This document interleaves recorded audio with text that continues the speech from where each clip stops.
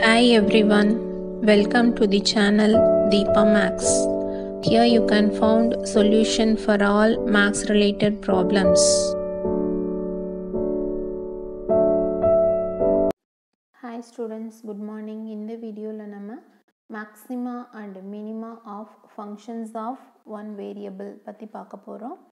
அதில் பர்டிகுலராக absolute maximum and absolute minimum அப்படின்னா என்ன அப்படிங்கிறத பார்ப்போம். தென் லோக்கல் மேக்ஸிமம் லோக்கல் மினிமம் அப்படிங்கிறதும் பார்க்க போகிறோம்.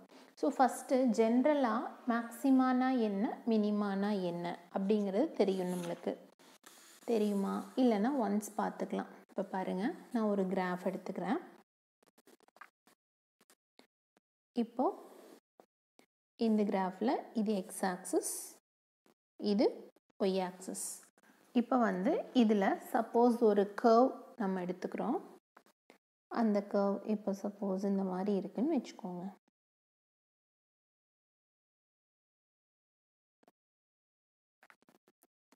இப்போ நான் ஒரு கர்வ் எடுத்துட்டேன்.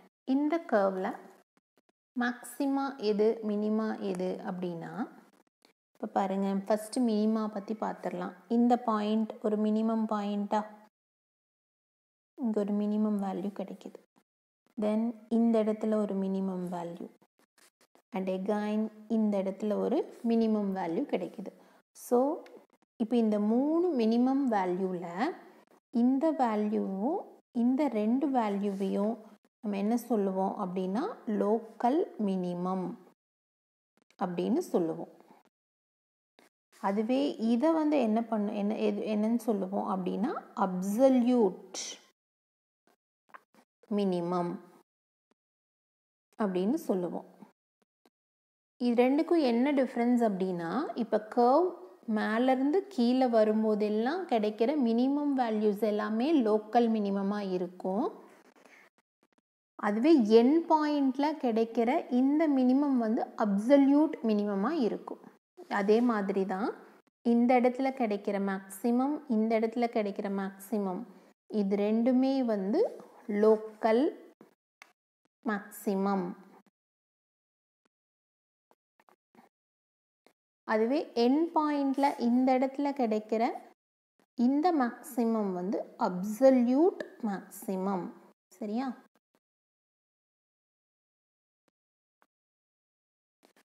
இப்போ நம்மளுக்கு இதிலிருந்து இது வரைக்கும் ஒரு இன்டர்வல் மட்டும் கொடுக்குறாங்க அப்படின்னா, அந்த இன்டர்வலில் நம்ம லோக்கல் மினிமம் என்ன அப்படின்னு மட்டும்தான் நம்மளால் ஃபைண்ட் அவுட் பண்ண முடியும். நம்மளுக்கு கொடுத்துருக்கிற இன்டர்வலை பொறுத்து தான், சப்போஸ் இதுலேருந்து ஆரம்பித்து இது வரைக்கும் இருக்கிற, இதுலேருந்து ஆரம்பித்து இது வரைக்கும் இருக்கிற இந்த இன்டர்வல் கொடுத்தாங்கன்னா ஒரு மேக்ஸிமம் ஒரு மினிமம் நம்மளால் ஃபைண்ட் அவுட் பண்ண முடியும். ஸோ எண்ட் பாயிண்டில் கிடைக்கிற வேல்யூஸ் தான் அப்சல்யூட் மேக்ஸிமம் அப்சல்யூட் மினிமமாக இருக்கணும் அப்படிங்கிற நெசசிட்டி இல்லை. சப்போஸ் நம்ம ஒரு பேரபோலா கன்சிடர் பண்ணிக்கோங்க. இந்த பேரபோலாவில் இந்த வேல்யூ தான் அப்சல்யூட் மினிமமும் இதுதான், லோக்கல் மினிமமும் இதுதான். சரியா? ஸோ பேரபோலா எடுத்துட்டோம் அப்படின்னா நம்மளுக்கு 2 வேல்யூஸும் சேமாக தான் இருக்கும். ஸோ எண்ட் பாயிண்டில் தான் அப்சல்யூட் மேக்ஸிமம் அப்சல்யூட் மினிமம் கிடைக்கணும் அப்படிங்கிற நெசசிட்டி கிடையாது. இப்போ நான் எடுத்துருக்கிற கிராஃபில் நம்மளுக்கு இந்த மாதிரி இருக்குது. ஸோ இந்த கான்செப்டை நீங்கள் அண்டர்ஸ்டாண்ட் பண்ணிக்கிட்டீங்க அப்படின்னா நம்ம இதை யூஸ் பண்ணி நம்ம டெஃபினிஷன்ஸ் ஈஸியாக பார்த்துடலாம். நம்ம இந்த வீடியோவில் ஜஸ்ட் டெஃபினிஷன்ஸ் மட்டுமே கான்சென்ட்ரேட் பண்ணி பார்க்க போகிறோம். இது கான்செப்ட்ஸ் மட்டும்தான் பார்க்க போகிறோம். ப்ராப்ளம்ஸ் எல்லாம் நம்ம அடுத்த வீடியோவில் பார்த்துக்கலாம். ஸோ ஃபஸ்ட்டு டெஃபினிஷன், அப்சல்யூட் மேக்ஸிமம்னா என்ன, அப்சல்யூட் மினிமம்னா என்ன அப்படிங்கிறத பற்றி இருக்குது. இப்போ அப்சல்யூட் மேக்ஸிமம் அண்ட் மினிமம் அப்படிங்கிறது என்ன, அது ஒரு பர்டிகுலர் பாயிண்ட், அவ்வளோதான். பாருங்கள், let C be a number in the domain D of a function f, then f of C is the absolute maximum value of f on D if f of C greater than or equal to f of x for all x in D. Absolute maximum அப்படின்னா ஒரே ஒரு value தான். அந்த ஒரு value வந்து இருக்கலே அதிகமான வேல்யூவாக இருக்கும் when compared to all values of x in D. சரியா? அப்சல்யூட் மேக்ஸிமம் அப்படின்னா இதுவே லோக்கல் மேக்ஸிமம் அப்படின்னா ரெண்டையும் கம்பேர் பண்ணி பார்த்துக்கலாம் பாருங்க, அப்பதான் உங்களுக்கு புரியும். லோக்கல் மேக்ஸிமம் அப்படின்னா இது அதே தான், f of c greater than or equal to f of x தான் when x is near c. So இந்த சிங்கிற பாயிண்ட்டுக்கு பக்கத்தில் எந்த வேல்யூ எடுத்துக்கிட்டாலும், இப்போ பாருங்கள் இது வந்து ஒரு லோக்கல் மேக்ஸிமம் தானே, இதுக்கு நியரராக எந்த பாயிண்ட் எடுத்துக்கிட்டாலும் நம்மளுக்கு இந்த கண்டிஷன் சாட்டிஸ்ஃபை ஆகும், அதே தான். சரியா? ஸோ மேக்ஸிமம் அப்படின்னா எஃப் ஆஃப் சிங்கிறது always greater than or equal to f of x தான். லோக்கல் மேக்ஸிமமாக இருந்தாலும் இதே தான், அப்சல்யூட் மேக்ஸிமமாக இருந்தாலும் கண்டிஷன் இதே தான். ஆனால் அந்த பாயிண்ட் எங்கே எடுக்கிறோங்கிறத பொறுத்து தான் மாறுது டெஃபினிஷன். என்னென்னா இங்கே வந்து எக்ஸ் இஸ் நியர் சி, அதுவே இங்கே பாருங்கள் for all x in D, அவ்வளோதான் வித்தியாசம். அதுவே அப்சல்யூட் மினிமம் அப்படின்னா ரிவர்ஸாக இந்த greater than or equal to பதிலாக இந்த இங்கே less than or equal to போடணும், அவ்வளோதான். அதே மாதிரி தான் லோக்கல் மினிமம் அப்படிங்கும்போது f of c less than or equal to f of x when x is near c. சரியா? தென் அடுத்தது எக்ஸ்ட்ரீம் வேல்யூ தியரம். எக்ஸ்ட்ரீம் வேல்யூனா என்ன? எக்ஸ்ட்ரீம் அப்படின்னா மேக்ஸிமம் மினிமம் ரெண்டையும் சேர்த்து தான் எக்ஸ்ட்ரீம் அப்படின்னு சொல்கிறோம். இப்போது நம்ம a, b அப்படின்னு ஒரு இன்டர்வல் எடுத்துட்டோம் அப்படின்னா பாருங்கள் எப்படி டிஃபைன் பண்ணுறாங்கன்னு பாருங்கள் தியரத்தை. If f is continuous on a closed interval a, b, closed interval open interval எல்லாம் ஞாபகம் இருக்கா? க்ளோஸ்ட் இன்டர்வல்னால் இந்த மாதிரி ப்ராக்கெட் போடுவோம். ஓப்பன் இன்டர்வல் அப்படின்னா இப்படி கர்வ் வர மாதிரி போடுவோம். சரியா? இந்த க்ளோஸ்ட் இன்டர்வல்க்கும் ஓப்பன் இன்டர்வல்க்கும் என்ன டிஃப்ரென்ஸ் அப்படின்னா, க்ளோஸ்ட் இன்டர்வலில் இந்த a, bங்கிற பாயிண்ட் அதில் எக்ஸாக்டாக இருக்கும். அதுவே ஓப்பன் இன்டர்வல் அப்படின்னா அந்த ஏங்கிற பாயிண்ட்டும் பிங்கிற பாயிண்ட்டும் அதில் இருக்காது. சரியா? ஸோ இப்போ க்ளோஸ்ட் இன்டர்வலில் எடுத்துக்கிறோம். Then f attains and absolute maximum value f of c and absolute minimum value f of d at some numbers c and d in a, b. அதாவது இப்போ நம்மளோட கிராஃப் எடுத்துக்கோங்க. இதில் நான் சொல்லியிருந்தேன்ல, இதிலேருந்து இது வரைக்கும் இருக்கிற இந்த இன்டர்வலில் வேல்யூஸ் ஃபைண்ட் அவுட் பண்ணணும் அப்படின்னா at some particular point c, டியில் லோக்கல் மேக்ஸிமமும் லோக்கல் மினிமமும் கிடைக்குது இல்லையா? அதே மாதிரி அப்சல்யூட் மேக்ஸிமமும் அப்சல்யூட் மினிமமும் கிடைக்கும் அப்படிங்கிறது தான் எக்ஸ்ட்ரீம் வேல்யூ தியரம். சரியா? ஃபெர்மட்ஸ் தியரம் அடுத்தது. ஃபெர்மட்ஸ் தியரம் என்ன அப்படின்னா, if f has a local maximum or local minimum at c and if f dash of c exists then f dash of c equal to 0. அதாவது local maximum அல்லது minimum இருந்துச்சு அப்படின்னா f dash of c கண்டிப்பாக இருக்கும்.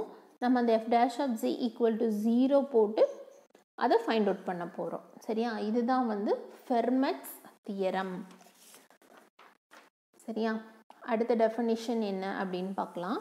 அடுத்த definition பார்த்தீங்க அப்படின்னா critical number. Critical நம்பருங்கிறது அந்த பர்டிகுலர் நம்பர், அந்த நம்பருக்கு வந்து f dash of c equal to 0 போட்டு அந்த நம்பரை நம்ம ஃபைண்ட் அவுட் பண்ணுவோம். பாருங்கள், a critical number of a function f is a number c in the domain of f such that either f dash of c equal to 0 or f dash of c does not exist. So f dash of c does not exist அப்படினாலும் அது critical number தான். Then f dash of c equal to 0 போட்டு simplify பண்ணி values find out பண்ணுவோம். சரியா? Then அடுத்த definition, if f has a local maximum or minimum at c, then c is a critical number of f. So critical நம்பர்னு எப்போ சொல்ல முடியும் அப்படின்னா அந்த நம்பரை சப்ஸ்டியூட் பண்ணும் பொழுது நம்மளுக்கு மேக்ஸிமமோ அல்லது மினிமமோ கிடைக்கணும். லோக்கல் மேக்ஸிமமோ அல்லது லோக்கல் மினிமமோ கிடைச்சிச்சு அப்படின்னா மட்டும்தான் அந்த நம்பரை கிரிட்டிக்கல் நம்பர் அப்படின்னு சொல்ல முடியும் அப்படிங்கிறாங்க. தென் அடுத்தது க்ளோஸ்டு இன்டர்வல் மெத்தட். இப்போது ப்ராப்ளம் போடும்போது இந்த மெத்தட் நம்மளுக்கு யூஸ் ஆகும். இப்போது ஒரு க்ளோஸ்டு இன்டர்வல் a, b கொடுத்துட்டு அதோட அப்சல்யூட் மேக்ஸிமம் என்ன, மினிமம் என்ன, அப்சல்யூட் மினிமம் என்ன அப்படிங்கிறத ஃபைண்ட் அவுட் பண்ண சொல்லுவாங்க. அதுக்கு என்ன ப்ரொசீஜர் அப்படிங்கிறத தான் பார்க்க போகிறோம். பாருங்கள், ஃபஸ்ட்டு ஸ்டெப் என்ன அப்படின்னா find the values of f at the critical numbers of f in a, b. இந்த a, b இன்டர்வல்ல என்னென்ன வேல்யூஸ் இருக்கோ அதோட வேல்யூஸ், எஃபோட வேல்யூஸ் எல்லாமே ஃபைண்ட் அவுட் பண்ணுவோம். அடுத்தது find the values of f at the end points in the interval. Critical பாயிண்ட்ஸை சப்ஸ்டியூட் பண்ணி ஃபைண்ட் அவுட் பண்ணுவோம். அடுத்தது எண்ட் பாயிண்ட்ஸை சப்ஸ்டியூட் பண்ணி ஃபைண்ட் அவுட் பண்ணுவோம். இப்போ நம்மளுக்கு வேல்யூஸ் சில வேல்யூஸ் கொடுத்து அதுக்கு கரஸ்பாண்டிங்கான எஃப் வேல்யூஸ் என்ன அப்படிங்கிறத நம்ம ஃபைண்ட் அவுட் பண்ணி வச்சாச்சு. அப்புறம் அடுத்தது என்ன பண்ணணும் அப்படின்னா the largest of these values from step 1 and step 2 is the absolute maximum value and the smallest of these values is the absolute minimum value. சரியா? அதாவது end points சப்ஸ்டியூட் பண்ணணும் எஃப்க்கு, தென் கிரிட்டிக்கல் பாயிண்ட்ஸை சப்ஸ்டியூட் பண்ணணும். இது எல்லாத்திலும் இருந்தும் நம்மளுக்கு கிடைக்கிற வேல்யூஸை ஒரு டேபிள் ஃபார்மேட்டில் நம்ம எழுதிக்குவோம். எழுதிட்டு அந்த டேபிள் ஃபார்மேட்டில் இருக்கிற பெரிய நம்பர், லார்ஜஸ்ட் நம்பர் தான் வந்து மேக்ஸிமம், அப்சல்யூட் மேக்ஸிமம் வேல்யூ. சின்ன நம்பர் தான் வந்து அப்சல்யூட் மினிமம் வேல்யூ. சரியா? இப்போ நம்மளுக்கு எக்ஸாம்பிள் புரியறதுக்காக ஒரு ப்ராப்ளம், ஒரு ஃபங்க்ஷன் எடுத்திருக்கோம். அதோட டொமைன் கொடுத்தாங்க அப்படின்னா அந்த டொமைனை யூஸ் பண்ணி நம்ம அப்சல்யூட் மேக்ஸிமம் என்ன, அப்சல்யூட் மினிமம் என்ன அப்படின்னு ஃபைண்ட் அவுட் பண்ண போகிறோம். இப்போ பாருங்கள், y = x² அப்படிங்கிற ஃபங்க்ஷனுக்கு இந்த மாதிரி ஒரு லிமிட் கொடுத்துருக்காங்க, -∞, +∞. ஸோ இதில் எந்த வேல்யூஸ் வேணாலும் சப்ஸ்டியூட் பண்ணலாம். நம்ம நெகட்டிவ் வேல்யூஸும் சப்ஸ்டியூட் பண்ணலாம். ஆனால் நெகட்டிவ் வேல்யூ சப்ஸ்டியூட் பண்ணோம்னாலும் பாசிட்டிவில் தான் ஆன்சர் கிடைக்கும். 0 சப்ஸ்டியூட் பண்ணால் வேணால் 0 கிடைக்கும். தென் 1 சப்ஸ்டியூட் பண்ணாலும் ஒரே ஆன்சர் தான், -1 சப்ஸ்டியூட் பண்ணாலும் ஒரே ஆன்சர் தான். அதனால மேக்ஸிமம் வேல்யூ என்னன்னு சொல்ல முடியாது, மினிமம் வேல்யூ வேணால் 0 அப்படின்னு சொல்லிடலாம். சரியா? தென் அடுத்தது 0,2. இப்போ 0,2 அப்படிங்கிற இன்டர்வலில் 0வை சப்ஸ்டியூட் பண்ணால் 0 கிடைக்கும், 2வை சப்ஸ்டியூட் பண்ணால் 4 கிடைக்கும்.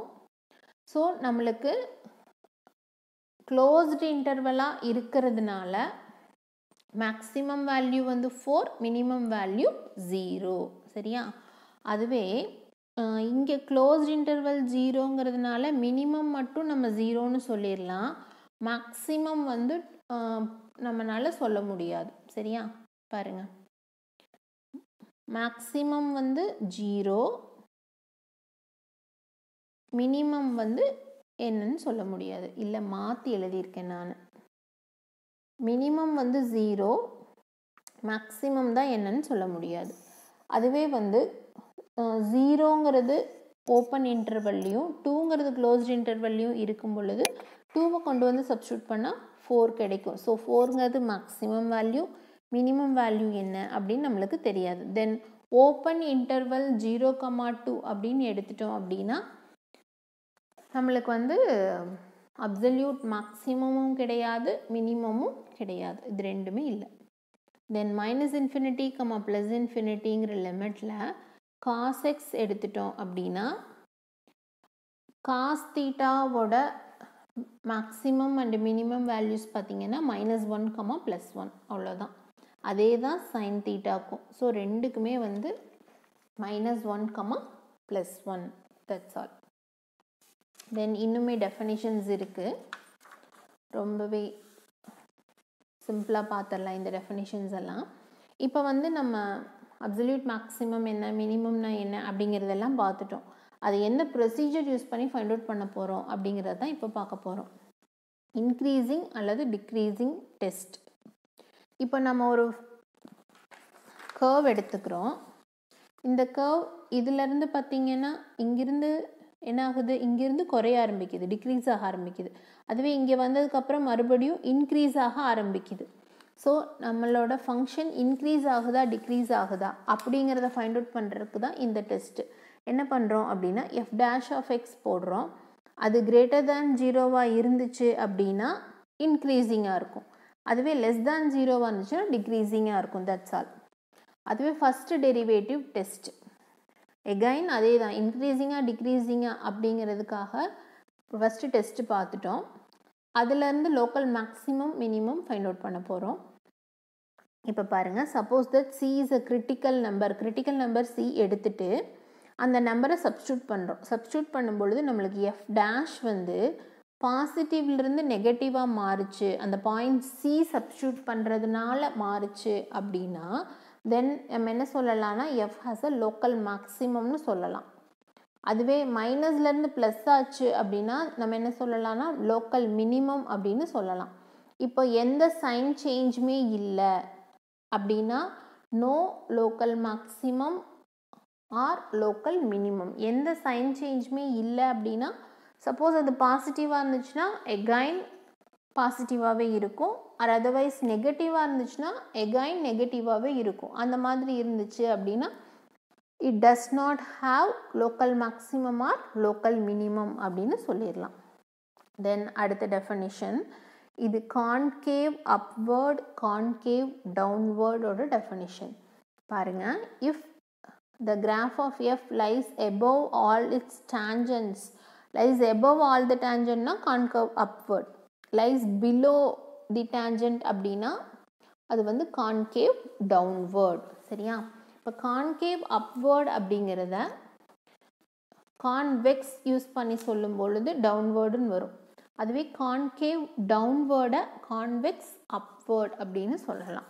நம்ம கான்கேவ் மட்டும்தான் யூஸ் பண்ணி சொல்லுவோம், கான்வெக்ஸ் யூஸ் பண்ணி சொல்ல மாட்டோம். இது ஜஸ்ட் தெரிஞ்சுக்கோங்க. சரியா? தென் அடுத்த டெஸ்ட்டுக்கு பேர் கான்கேவிட்டி டெஸ்ட். இப்போ இது வந்து f double dash find out பண்ணி தான் இந்த டெஸ்ட் பண்ண போகிறோம். F double dash of x find out பண்ணுறோம். சப்போஸ் அந்த வேல்யூ கிரேட்டர் தேன் 0வாக இருந்துச்சு அப்படின்னா நம்ம என்ன சொல்லலாம்னா கான்கேவ் அப்வர்ட். அதுவே லெஸ் தேன் 0வாக இருந்துச்சுன்னா கான்கேவ் டவுன்வர்ட்.